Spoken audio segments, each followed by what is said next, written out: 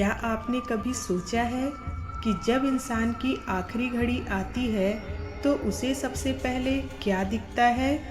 हम सब यमराज से डरते हैं, उनके भैंसे से डरते हैं, लेकिन असली दहशत वो नहीं है। असली दहशत हैं उनके वो दो पहरेदार जो इस वक्त भी शायद आपके आसपास ही कहीं छिपे हैं। चार आँखों वाले वो दो शिकारी कुत्ते जिन्हें वेदों में श्याम और सबल कहा गया है। हाल ही में हुई एक नियर डेथ एक्सपीरियंस की रिसर्च में एक व्यक्ति ने दावा किया कि उसने हॉस्पिटल के कमरे के कोने में दो काली परछाइयों को अपनी ओर घूरते देखा। उनकी आंखें इंसानी नहीं थीं, तो क्या वो आंखें यमराज के उन दो पहरेदारों की थीं? क्या वो सिर्फ मति भ्रम था या फिर ऋग्वेद की वो प्राचीन चेतावनी सच हो रही थी? नमस्कार दोस्तों, आज द हिडन मिथोलॉजी पर हम जानेंगे यमराज के इन शिकारी कुत्तों का वो रहस्य जो आज के मॉडर्न साइंस को भी डरा रहा है। आज से लगभग 3500 साल पहले ऋग्वेद के 10वें मंडल सूक्त 14 में यमराज की स्तुति की गई है। वहाँ स्पष्ट शब्दों में इन दो कुत्तों का जिक्र है। अतिद्रव शारमेयौ स्वानौ चतुरक्षौ सबलौ साधुना पथा, अर्थात हे जीवात्मा, तू शर्मा के इन दो पुत्रों चार आँखों वाले चितकबरे कुत्तों के पास से सुरक्षित निकल जा।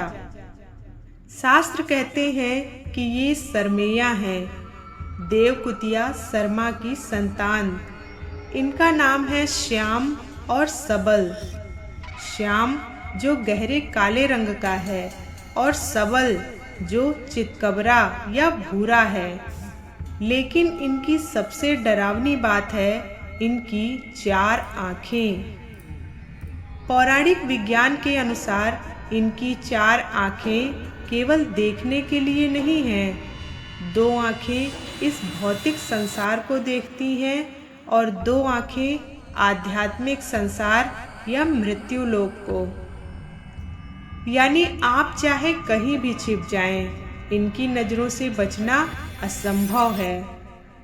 वे समय के रक्षक हैं। जब आपकी घड़ी का कांटा रुकने वाला होता है तो ये आपके दरवाजे पर दस्तक देते हैं। लेकिन ये दो कुत्ते केवल यमराज के पालतू जानवर नहीं हैं। इनका रहस्य और भी गहरा है। प्राचीन ऋषियों ने इन्हें काल यानी समय का प्रतीक माना है।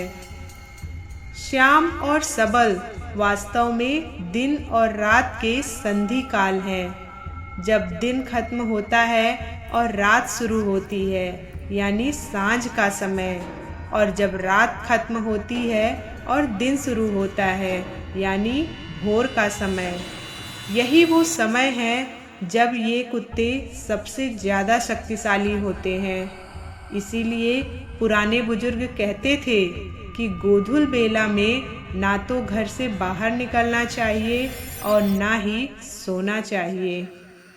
आपको जानकर आश्चर्य होगा कि आसमान में दो नक्षत्र मंडलों का नाम भी कैनिस मेजर और कैनिस माइनर रखा गया है। और खगोल विज्ञान में कैनिस शब्द लैटिन भाषा से आया है, जिसका सीधा और सरल अर्थ होता है कुत्ता। कैनिस मेजर का अर्थ है बड़ा कुत्ता और कैनिस माइनर का अर्थ है छोटा कुत्ता। दिलचस्प बात यह है कि कई विद्वान इन दो नक्षत्रों को ही वेदों में वर्णित यम के उन दो पहरेदार कुत्तों का खगोलीय रूप मानते हैं। अब क्या यह महज इत्तेफाक है कि दुनिया की लगभग हर सभ्यता, चाहे वो ग्रीक हो या इजिप्शियन, मौत का संबंध कुत्तों से ही जोड़ती है? अब आते हैं उस हिस्से पर जो सुनने के बाद आपके रोंगटे खड़े हो जाएंगे। नियर डेथ एक्सपीरियंस यानी वो लोग जो क्लिनिकली मर चुके थे लेकिन फिर से जिंदा हो गए, और जिंदा होने के बाद उन्होंने जो अपना एक्सपीरियंस शेयर किया वह हम सब की सोच से परे है। नियर डेथ एक्सपीरियंस पर भारत में सबसे बड़ा शोध डॉक्टर सतवंत पसरीचा और वर्जीनिया विश्वविद्यालय के शोधकर्ताओं द्वारा किया गया है। इन्होंने कुछ ऐसे व्यक्तियों के बारे में बताया जो मृत्यु के निकट जाकर वापस आ गए, और उन्होंने कुछ ऐसा देखा जो यम के इन पहरेदार कुत्तों की असलियत बयां करते हैं।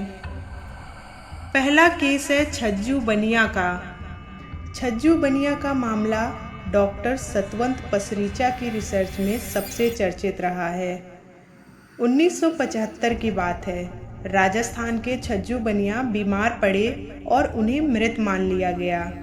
जब वे अचानक जीवित हुए तो उन्होंने बताया कि उन्हें 2 काले दूत पकड़कर लेके गए थे।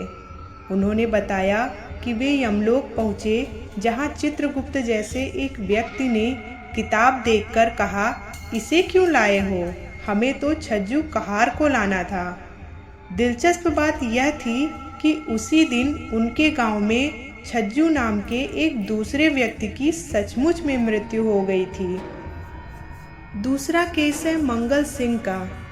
उत्तर प्रदेश के मंगल सिंह का अनुभव बहुत ही डरावना और शारीरिक प्रमाण वाला माना जाता है। मंगल सिंह ने दावा किया कि यमदूत उन्हें पकड़कर ले गए थे। वहां उन्होंने खौलते हुए पानी के बड़े बर्तन देखे।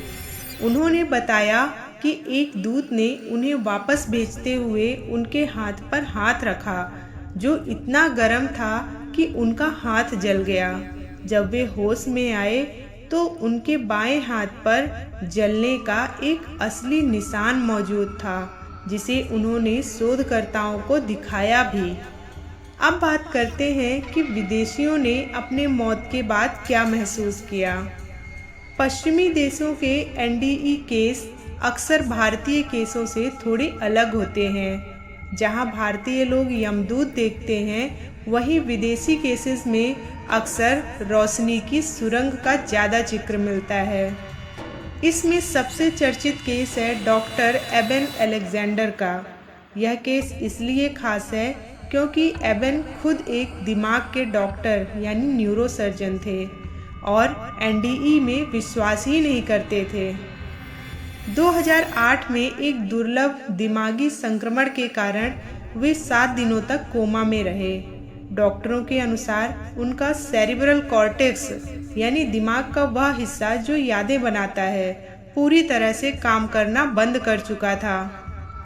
लेकिन हैरान करने वाली बात यह थी कि उन्होंने दावा किया कि वे एक परलौकिक दुनिया में गए, जहां वे बादलों और संगीत के बीच एक अपरिचित महिला के साथ उड़ रहे थे। बाद में उन्हें पता चला कि वह महिला उनकी बहन थी, जिसे वे कभी मिले ही नहीं थे और जिसकी मृत्यु सालों पहले हो चुकी थी। बाद में उन्होंने अपनी कहानी एक किताब में लिखी, जिसका नाम है प्रूफ ऑफ हेवन। दूसरा केस है अनीता मूरजानी का। अनीता का अनुभव यह बताता है कि एनडीई के बाद शरीर में अविश्वसनीय बदलाव भी आ सकते हैं। 2006 में अनीता लिम्फोमा कैंसर के अंतिम स्टेज पर थीं। उनके ऑर्गन्स फेल हो रहे थे और वे कोमा में चली गईं। डॉक्टरों ने कहा कि उनके पास सिर्फ कुछ ही घंटे बचे हैं। कोमा के दौरान उन्होंने महसूस किया कि वे एक असीम प्रेम और रोशनी वाली जगह पर हैं। जब वे वापस आईं तो सिर्फ 5 हफ्तों के अंदर उनका कैंसर शरीर से पूरी तरह गायब हो गया, जिसे डॉक्टरों ने एक चिकित्सकीय चमत्कार माना। उनकी कहानी उनकी किताब डाइंग टू बी मी में विस्तार से दर्ज है। ये केसेस कोई सुनी सुनाई बातें नहीं हैं, बल्कि मेडिकल रिकॉर्ड्स और पुलिस रिपोर्ट्स में दर्ज नियर डेथ के किस्से हैं। आइए अब आपको बताते हैं कि साइंस क्या कहता है इस बारे में। तो वास्तव में विज्ञान इन कहानियों को सच ही नहीं मानता। बल्कि इन्हें हेलुसिनेशन यानी मति भ्रम कहता है। विज्ञान के अनुसार जब दिल धड़कना बंद कर देता है तो मस्तिष्क में ऑक्सीजन की कमी होने लगती है। इससे दिमाग सर्वाइवल मोड में चला जाता है और व्यक्ति को अजीब आकृतियां, सुरंग या परछाइयां दिखने लगती हैं। वैज्ञानिक कहते हैं कि इंसान वही देखता है जो उसके सबकॉन्शियस माइंड में बचपन से बैठा होता है। इसीलिए भारतीय यमदूत देखते हैं और पश्चिमी देशों के लोग ईसा मसीह, फरिश्ते, रोशनी, सुरंग ऐसी चीज़ें देखते हैं। भले ही विज्ञान इसे रूहानी ना माने, लेकिन डॉक्टर इयान स्टीवेंसन और डॉक्टर सतवंत पसरीचा जैसे रिसर्चर्स ने इन कहानियों को पूरी तरह खारिज भी नहीं किया है। डॉक्टर सैम पार्निया, जो एनडीई पर दुनिया के सबसे बड़े एक्सपर्ट्स में से एक हैं, उनका कहना है कि यह सिर्फ कल्पना नहीं हो सकती। भले ही कैरेक्टर्स बदल जाते हैं, लेकिन अनुभव का ढांचा एक जैसा होता है, जैसे शरीर से बाहर निकलना, एक बाउंड्री तक पहुंचना और फिर वापस भेज दिया जाना। और सबसे हैरान करने वाली बात तो यह है कि जो लोग जन्म से अंधे थे, उन्होंने भी एनडीई के दौरान देखने का दावा किया। अगर यह सिर्फ यादों का खेल होता तो एक जन्मजात अंधा व्यक्ति आकृतियों या रोशनी का वर्णन कभी नहीं कर पाता। अब क्या यह सिर्फ दिमाग का एक खेल है या मौत के बाद की वो असलियत जिसे विज्ञान अभी तक डिकोड नहीं कर पाया है? अगर ये सिर्फ कल्पना है तो मंगल सिंह के हाथ पर वो जलने का निशान कहाँ से आया और छज्जू बनिया को पड़ोस में होने वाली मौत का पहले से कैसे पता चला? हिंदू शास्त्रों के अनुसार ये कहानियाँ 100% सच हैं। गरुड़ पुराण में विस्तार से बताया गया है कि यमदूत कैसे दिखते हैं और वे जीवात्मा को कैसे लेकर जाते हैं। भक्तों के लिए ये अनुभव इस बात का प्रमाण है कि शरीर नश्वर है और आत्मा की यात्रा शरीर के बाद भी जारी रहती है। सोचिए, अगर आप अकेले कमरे में हैं और अचानक आपको ऐसा महसूस हो कि कोई आपको कोने से देख रहा है और वो कोई इंसान नहीं है। क्या वो श्याम या सबल में से कोई एक है जो बस आपके समय के पूरा होने का इंतजार कर रहा है? इस डर को सम्मान में बदलने के लिए हमारी संस्कृति में एक अद्भुत परंपरा भी है। नेपाल में कुकुर तिहार मनाया जाता है, जिसमें लोग कुत्तों की पूजा करते हैं, उन्हें तिलक लगाते हैं और अच्छा भोजन खिलाते हैं। इसके पीछे का तर्क बहुत गहरा है। लोग मानते हैं कि अगर वे धरती पर कुत्तों के प्रति दयालु रहेंगे तो यमलोक के मार्ग पर श्याम और सबल उनका रास्ता नहीं रोकेंगे। वे उन्हें यमराज के पास शांति से ले जाएंगे, ना कि घसीटते हुए। ये इस बात का सबूत है कि हमारे पूर्वज इन समय के रक्षकों की शक्ति से भली भांति परिचित थे। तो क्या श्याम और सबल केवल एक मिथक हैं? ऋग्वेद के श्लोक, नक्षत्रों की स्थिति और हजारों एनडीई यानी नियर डेथ एक्सपीरियंस के किस्से, क्या ये सब झूठ हो सकते हैं? सच तो ये है कि मृत्यु इस संसार का सबसे बड़ा रहस्य है, और अगर उस रहस्य के द्वार पर ये 4 आँखों वाले शिकारी खड़े हैं तो इसका मतलब है कि हमारा हर कर्म, हमारा हर पल मॉनिटर किया जा रहा है।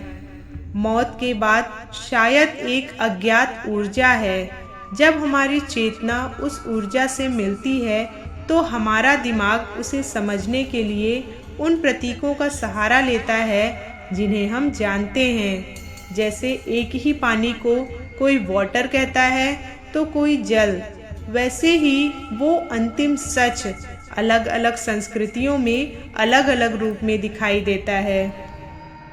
तो आखिर सच क्या है?